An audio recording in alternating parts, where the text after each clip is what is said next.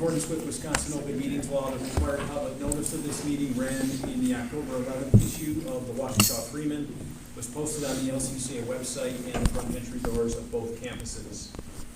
The LCCA mission is to train the minds and improve the hearts of young people through a content-rich classical education in the liberal arts and sciences with instruction in the principles of moral character and civic virtue. So please rise and join me in reciting the Pledge of Allegiance. Over there. Pledge of Allegiance to the flag of the United States of America and to the republic for which it stands, one nation, under God, indivisible, with liberty and justice for all.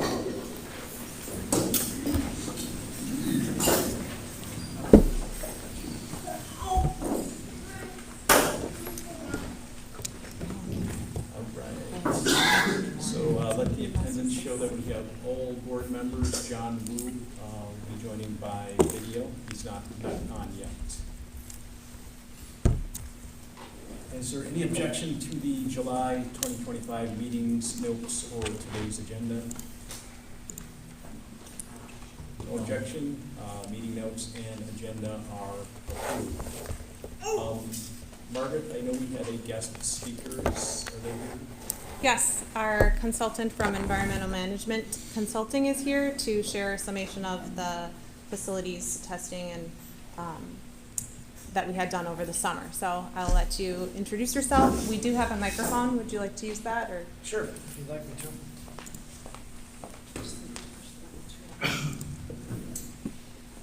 Thank you. Testing. Hello. Good evening. My name is Bill Freeman. I'm with Environmental Management Consulting. Our company has hired, number one, the way we got the relationship is we do compliance for HERA, or Asbestos Hazard Emergency Response Act for EPA compliance. So that's why we're contracted with the school to do that, both campuses. And then Peter reached out to us and said that he wanted us to evaluate the campuses for mold. And the first request, most typically, is, hey, can you run air samples in every room? And I guess to give you a little bit of background, I've been doing this. We work with about 190 school districts throughout the state of Wisconsin and a handful of private sector industry and whatnot. I'm one of the owners of the company. I've been doing this for 34 years. I'm a certified indoor air quality professional, certified hazardous materials manager, master's degree in occupational safety. So I've been doing this for a lot of years, been through hundreds and hundreds of schools, and looked at many, many issues related to indoor air quality, mold, lead, asbestos, just about any hazardous material you can think of, mercury, any type of hazard in a school. We've pretty much dealt with it over the years. So just that gives you a little bit of background on what we do and how we do it. So going back to the initial request was, can you come in and take air samples in every room? Well, we don't typically recommend that. There's kind of a procedure that we always work with guidance documents and EPA and best practice, best protocol for doing these types of investigations. So what we did was basically you start that process with a visual inspection. So we literally went around both campuses and did a visual inspection of the rooms and then the HVAC systems, the heating, ventilation, air conditioning systems that serve the classrooms and occupied spaces. We identified some minor issues. The whole theory is we don't want to go through and run a bunch of air samples and then find out, hey, there was a problem that was obvious. Why would we waste money on air sampling when we can identify it up front, correct it, then run air samples? But in this situation, fortunately, we didn't identify any lurking major problems. We do a visual inspection of what the eye can see, a trained eye can see from years and years of experience of, hey, that could be a potential issue, or we should look into that before we embark on air sampling. Again, luckily no major issues. There were some minor issues HVAC-wise, some roof leaks, some ceiling tiles that were stained, some minor issues that were taken care of throughout both campuses. Then we took on the air sampling process. We sampled nearly every room. definitely every occupied room, but bathrooms and whatnot, things that aren't occupied all day long, we typically don't air sample. But we actually went above and beyond, we even did small offices, small rooms and whatnot. So we took the air samples. Basically, we look at air sampling from a mold perspective is, what's indoors compared to outdoors, and is it within a reasonable percentage of outdoors? And what we see outdoors, are we seeing indoors, but at a much lesser concentration. More or less every sample we took in both campuses passed what we call a post-remediation verification sampling protocol that we have, that if we embarked on a remediation project and we did the air sampling, after that project, every room basically passed that PRV, post-remediation verification criteria protocol. So that's good news. Actually somewhat surprising. Usually if we go through a school, we'd expect to see some definite spikes, but we didn't have it. It was the air samples turned out very well. And it was in summer time. In winter, I might expect it even more because mold is a bit more subdued, but this was in July that we did the air sampling. So we did the visuals and the air sampling in July. So I don't want to go into too much detail or to get too far in the weeds. I guess I want to open up for questions and see if there's any questions from anyone. Does the board have any questions? Or the board? I do. So one of the things that resulted in, and I know that you're doing regular updates of the school and testing of the school and all that, the board had received multiple concerns from parents that their children had tested positive for mold. One of the, and you can get mold lots of places, but one of the commonalities is they all go to school here. So there is, I think, a justified concern, hey, could school be the culprit here? It sounds like we're trending away from that. That's not the case. And what I'm wondering is, since you've worked with a lot of school districts, have you heard of this concern from parents before with other schools? And how has it played out? And to clarify, it was the same strain of mold. It wasn't just mold. It was the same exact strain. Yeah, are we talking about a blood test or? Urine test or analysis. Okay. Yeah, typically, we have seen this in the past in other districts, and we've done the same type of investigation, and sometimes we find problems, and sometimes we don't. So yeah, it has played out over the years, and we have had similar situations. I will say that the medical world, from a mold perspective, because mold is everywhere, we go outside, like if I took a sample outside today, it'd be in the 20,000 range. Indoors, we didn't have any that exceeded, I think, a couple thousand. So we get, that's typical. And again, you use your trained eye to look for issues up front. Look at HVAC, what's moving the air, is there an issue with that? And then basically, I'm not familiar, that typically the medical world, if you look at what the doctors or what, most doctors will say, is that it can create asthma, allergies, sinus, but beyond that, there's no, medical, unless you're immunocompromised, there's no medical conditions that are known to be caused from mold exposure. And again, like I said, mold is everywhere, so it's kind of hard to pinpoint or say, hey, this is definitely the source. This room or this gym or this school or this church or this house or this, outdoor world. It's hard to pinpoint exactly where that mold exposure came from. You can use your best tools. They're all tools. You use your eyes. You use some air sampling, and you use the best science we have to try to identify, do we have an issue with that?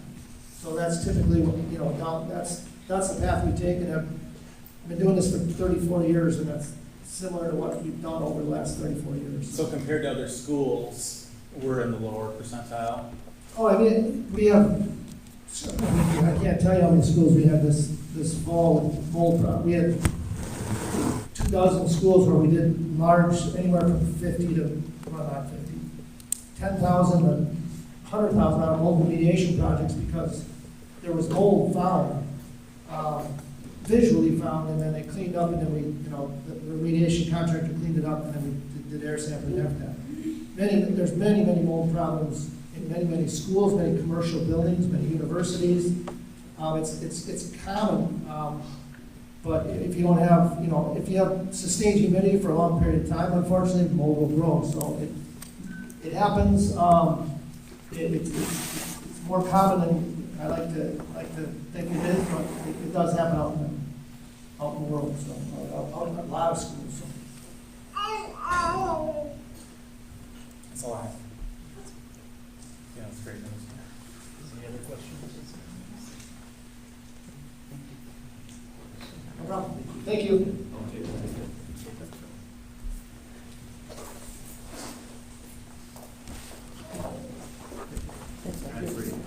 Thank you. Hey, is this still on?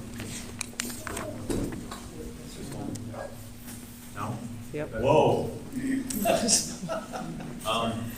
I usually, at the president's report, I usually talking to the board, and I started writing what I wanted to say, and I thought I'm really kind of talking to the people here as much as I'm talking to the board, so I thought I'd just stand up and address you face to face here. And I wanted to talk about the whole Turning Point story, and it's really been a crazy past 5 days now, to say the least. And I've received a lot of well-intentioned, advice on what I should say, how I should say it, what words I should use. And I found the challenge with that approach was that by the time you aggregate all those ideas into your communication, you end up with a collection of words with little substance. So what I instead decided to do was attempt to just comprehensively lay out the facts from my experience in my words, rather than worry about someone twisting my words or taking my statements out of context. And I understand there may be people out there that are looking for that opportunity, but I really came to the conclusion it was just worth the risk to make sure that anyone who cares to see can see the completed puzzle rather than just the individual pieces, whether they agree with it or not. So I only ask that you listen to the entire description of what I'm going to say before jumping to conclusions about where I'm going with this. But first, I wanted to be clear that the current LCCA enrichment class policy is based on Hillsdale guidance in its model handbook language. So Hillsdale provides schools model language that they recommend using or to use as a baseline for policies. I've heard some people say that they have a hard time believing that that's true, that Hillsdale would have that guidance, since Larry Arms spoke at Charlie Kirk's memorial service, and Charlie was such a big advocate of Hillsdale. But it is true. Hillsdale believes that the costs outweigh the benefits when it comes to K-12 school-sponsored clubs with political or religious views. So I'm going to read an excerpt from the Hillsdale Model Family Handbook verbatim. The school will sponsor clubs, a number of clubs that enhance the curriculum of the school and are in keeping with the school's mission. The school will not sponsor clubs that are open to only part of the student body, including clubs for students with particular religious or political views. Now, I do understand there is a lot of room for interpretation with that statement. What is a club? How do you define a club that's open to everyone and part of the student body? Or what makes an organization religious or political? Now, under the Hillsdale recommended structure, it is up to the school leader to make those determinations in accordance with the policy.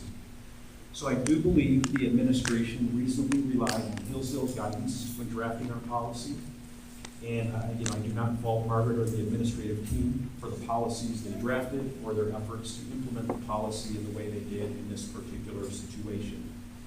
Margaret was really put in a no-win situation where she either had to go against Hillsdale's guidance or disappoint families that don't agree with that guidance. So she instead brokered an arrangement with Hillsdale and TPUSA, which she's going to talk a little bit more about later. So as some may be aware, Hillsdale offers two types of K-12 schools. There's curriculum schools and member schools. So member schools are officially affiliated with the college and deeply entrenched in its philosophy. Curriculum schools are not formally affiliated with Hillsdale College, but use its curriculum. So LCCA is a member school. As a result, we are heavily reliant on the wisdom and expertise of Hillsdale College, when developing our policies. Now, Hillsdale does allow for some customization of policies for member schools, but the more we stray from their recommendations because of our own preferences or ideas, the more we are straying from their collective knowledge and really saying that we know better than they do.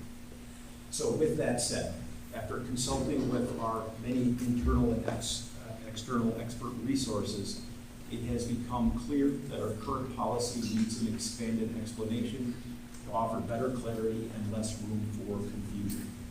Now, obviously, there's many shared values between TPUSA and LCCA, and that was never in question. But as often is the case in today's world, social media ran with the story without portraying the full picture. Now, it wasn't fair, but neither is life. So positives can come out of any situation. And in this case, I think the positive is that we've been made aware that our policy on enrichment opportunities did not offer the proper clarity, opened the door for confusion in its interpretation and its implementation.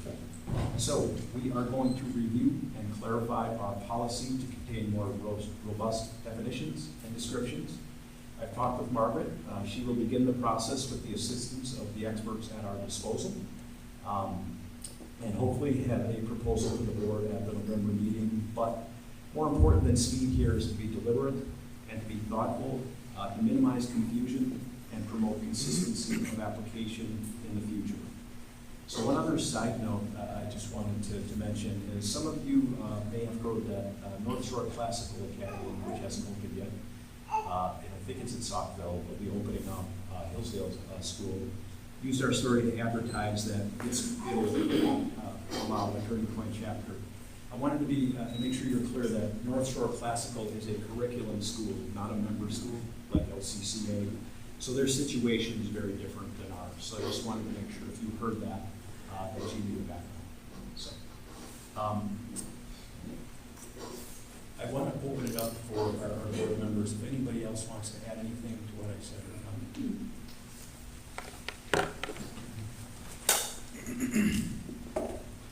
Thank you. Randy, what you said, 100% agree with, and very eloquent, so appreciate all those words. I just want to touch on a couple of things. Just to remind everybody, we are a volunteer board, and we have other day jobs, and we are subject to the open meeting law. You can't hear me? This thing doesn't work that well. Turn it on. It just feels weird. So there is this rush that you have to do something now and move now and act now. And this came up late Thursday night.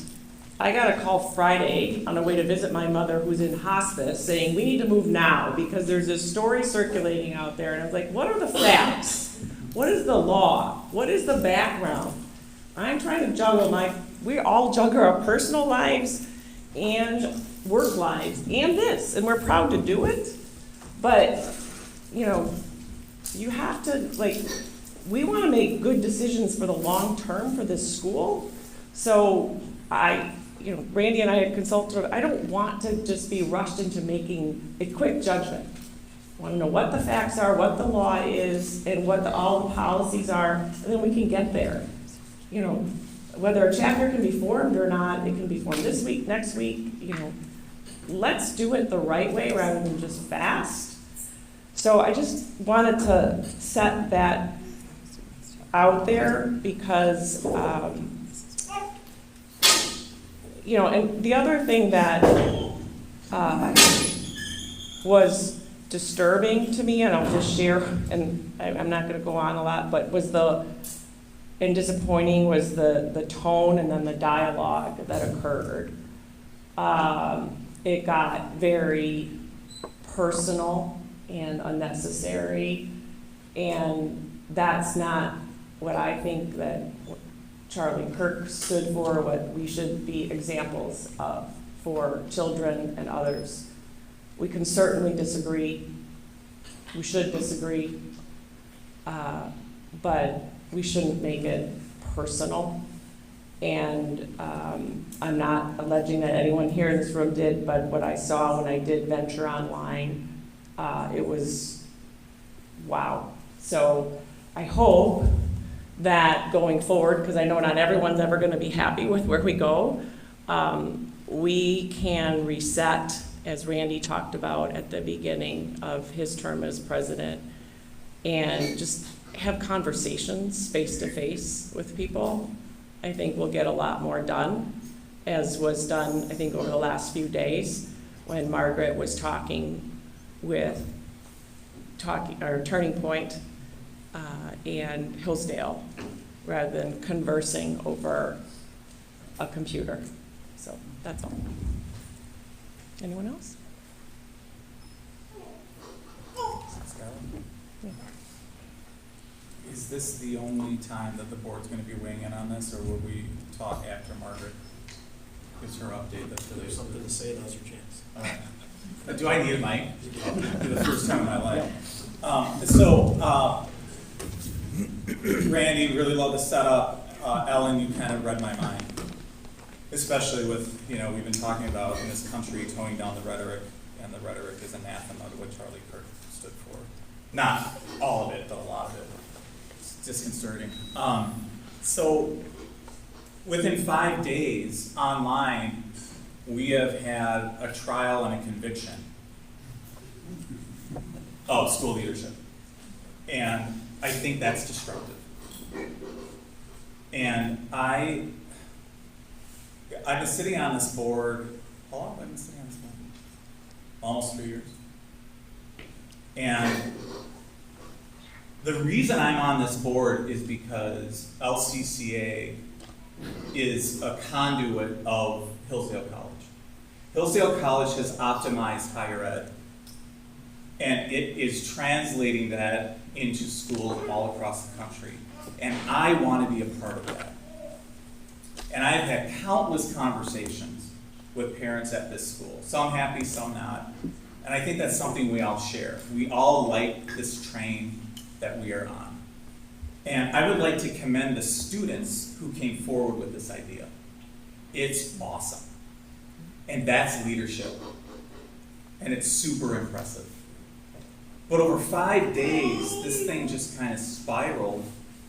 And I'm looking at personal attacks, cruel attacks, specifically against our head principal.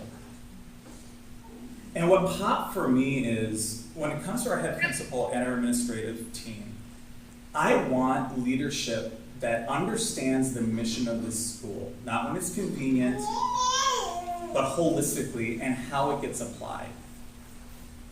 I want leadership that is not manipulated by the moment, that is strong. I want leadership that puts the best interests of the long term of this school and its viability first. And so I commend our head principal and her team for being that. Are there ways? There's always stuff that we can learn. And it's my understanding that as new information came in, conversations with Turning Point USA have happened, that new information has been gained, and that an avenue has opened up to allow the influence of that wonderful organization on campus. And I think we might be burying the lead a little bit here, because we have a head principal now that has worked with Turning Point USA on maybe a new way for that organization to gain a lane into other schools through the civics lane. To my knowledge, that hasn't been happening. So it'll be interesting to see if the media covers that. I commend this team. It's a difficult time. I think that we have, to echo what you just said, Ellen, a chance to take the temperature down a little bit, make good decisions, listen to our better angels, and go from there.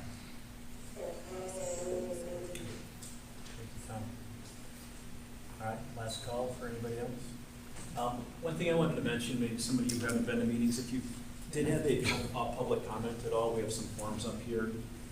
So I don't know if anybody wanted to make a public comment. We're coming up on that section shortly, but if anybody wanted to and didn't know about that, I just want you to know it's here.